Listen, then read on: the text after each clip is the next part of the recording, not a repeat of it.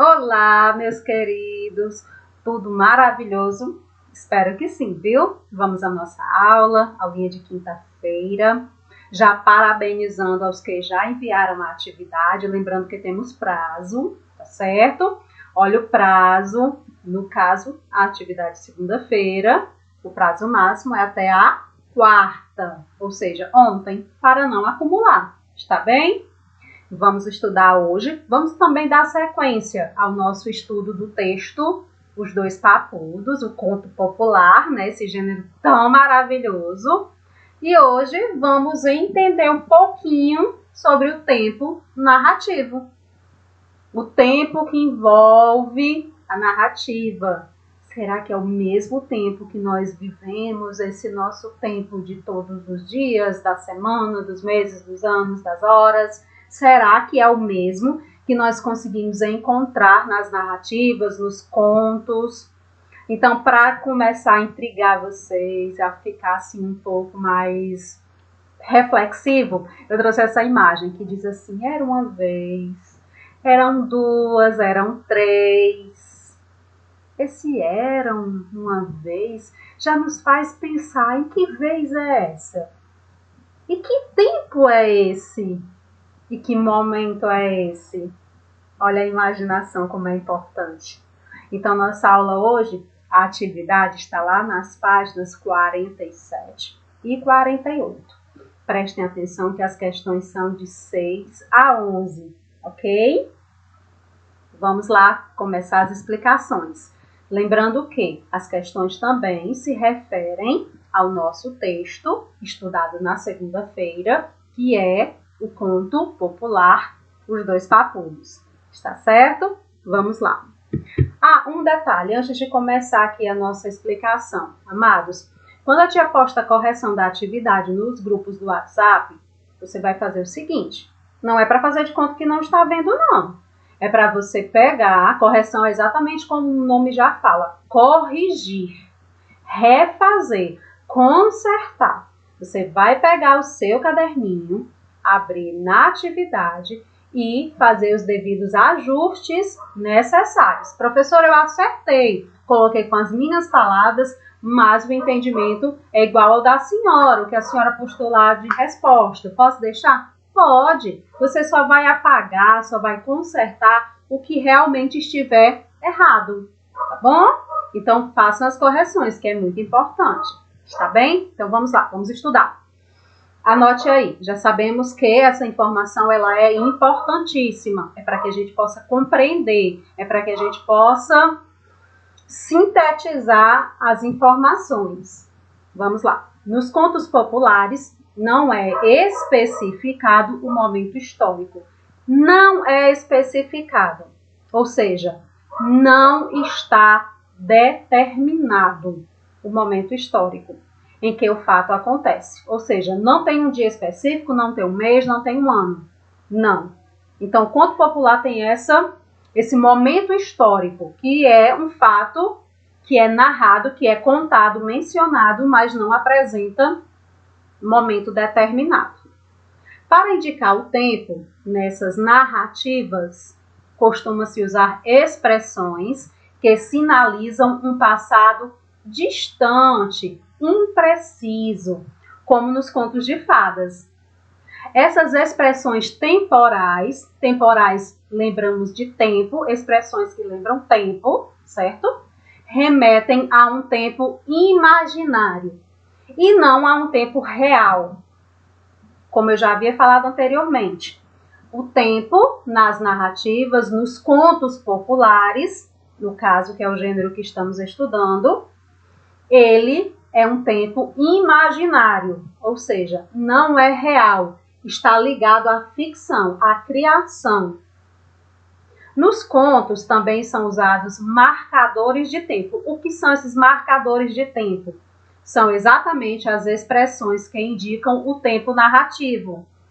Então, os marcadores de tempo são palavras, são expressões que nos auxiliam a compreender o tempo narrativo, dando ideia do momento em que determinadas ações acontecem e da ordem em que os fatos se desenvolvem na história. Perfeitamente. Amados, quando nós vamos ler fizemos a leitura do conto popular, Os Dois Papudos. Nós observamos que haviam expressões que marcavam tempo. Olha, quando o rapaz, o tocador de viola, o primeiro participante, primeira personagem, apareceu lá no início do nosso conto, nós percebemos que era noite. Ele ia a um baile de casamento. Aí houveram vários marcadores de tempo, ou seja, várias expressões que nos auxiliaram a entender o tempo narrativo, que a festa havia acabado, que ele foi para a floresta e se encontrou com os anões e passou a noite, e a madrugada chegou e o galo cantou, ou seja, já era um outro dia. Então a gente foi percebendo que haviam marcadores de tempo, ou seja, expressões que nos fazem compreender o tempo da narrativa, ou seja, o tempo do conto. Então, vamos prestar bem atenção, porque é muito importante essas informações, para que vocês entendam que a história ela tem um tempo cronológico, um tempo imaginário diferente do nosso. Tá bom? Continuando. Em geral, o tempo narrativo segue em ordem linear ou cronológica. Que é isso, professora? Passado, presente e futuro. Isso é ordem linear ou ordem cronológica. Cronológica, tempo. Passado, presente e futuro. No entanto, nem toda história segue essa ordem. Verdade. Ou seja, os fatos também podem ser apresentados de modo não linear. Ou seja, podem ser contados fatos no presente, depois ir para o passado ou no futuro e voltar para o presente. Uma ordem não linear. Podem ser apresentadas informações em tempos distintos. E também não tem problema. A gente consegue identificar a partir da leitura essa ordem linear, ou seja, quando as expressões nos permitem compreender os fatos narrados, o tempo narrativo. Está bem? Então as questões vão estar todas em torno do tempo narrativo. Agora vamos às questões. 6.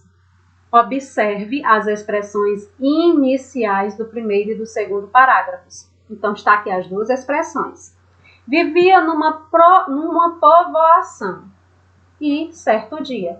Nós temos essas duas expressões. Elas estão onde, professora? No primeiro e no segundo parágrafo. Vivia numa povoação, certo dia. Agora vamos à pergunta. Item A. Qual delas indica que ocorrerá uma mudança na história? Tem duas, então você vai dizer se é vivia numa povoação ou se é certo dia, ok? B, qual delas marca quando acontece a narrativa? Da mesma forma, ou é uma ou é a outra. Tranquilo, né? Questão de número 7. Que expressões indicam quando terminam os encontros com os anões? Agora você tem que ir até o texto. Você vai até o texto e vai procurar expressões, ou seja, palavras, termos, informações que indicam quando terminam os encontros com os anões. Eu acho que eu até já falei a um slide anterior, mas tudo bem. Vamos à 8ª questão.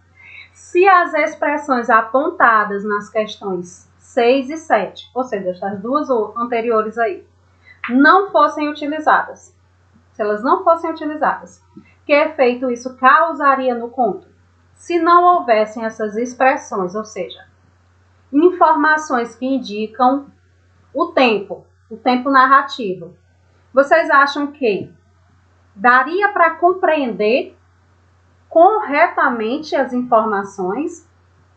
Haveria compreensão da ordem cronológica dos acontecimentos? Sim ou não, mas tem que justificar, certo? Por isso, isso e isso. Justifica, que é importante. 9ª questão. Em quanto tempo se desenvolveram as ações narradas na história? Quanto tempo? A professora não tem lá, não? Tem mesmo, não. O que é que você vai fazer? Você vai ler, é importante fazer uma segunda leitura, né, amados? E vai informar quanto tempo você acha que durou? Porque começou, lá no início a gente já percebe que há o momento em que ele vai para a festa. Aí tem o retorno, tem o encontro com o compadre, tem o compadre indo até os anões e tem o fim. Então isso aí deve durar em torno de quanto tempo? Aí você imagina aí que tem aí uma lógica de tempo, está certo? Questão de número 10. Leia uma fala de Ruth Guimarães sobre como recolher boas narrativas. Olha o que foi que a autora falou. Não chegue pedindo para que te contem uma história. Dizia, conte uma primeiro. Os que pensarem que você é louco, irão embora. Os que têm histórias para contar, vão se aproximar e dividi-las com você. Olha que bacana. Tem aqui, né, a informação de onde foi retirada essa fala de Ruth Guimarães. Vamos à pergunta. Professora, tem que copiar os trechos? Tem o trecho da questão 10, o trecho da questão 11 é para ser copiado. O que acontece? Eu explico aqui na videoaula. Quando eu for receber a tarefa, está lá sem o trecho. Está lá sem a informação. Aí a tia Mônica volta. É o jeito de voltar a tarefa, que é para você fazer. Amados, a gente tem que compreender as informações e também o que deve ser feito e o que não deve ser feito. Está certo? Então, mais uma vez, é para ser copiado os trechos da questão 10 e da questão 11. Certo? A. Como Ruth Guimarães descobria as histórias que registrava em livros? De acordo com o que ela relatou para a gente. Como era que ela descobria as histórias? Tá aí, né, meus amados? Bem tranquilo, é só você escrever. Ela primeiro. B. É possível saber, por esse trecho, se as pessoas que reagiam contando outras histórias eram necessariamente as produtoras da narrativa que contavam? As pessoas que contavam as histórias para Ruth Guimarães, era elas que criavam, que saía da mente delas as histórias? Por quê? Isso aqui também nos lembra, essa resposta também nos dá margem para lembrar lá da aula de segunda-feira, das informações que eu falei na segunda-feira, tá certo? Por quê?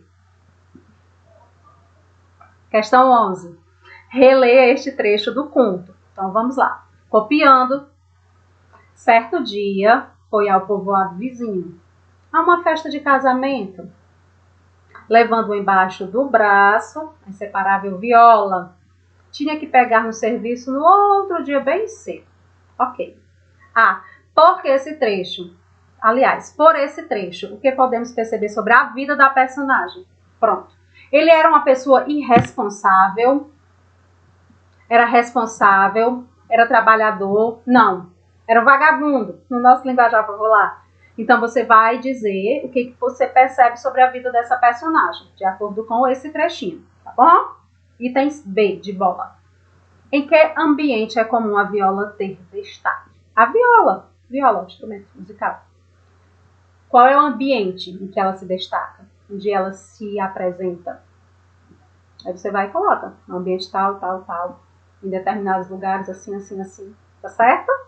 Amados, nossa aula terminou. Viu como foi tranquilinha hoje? Sequência do estudo do texto.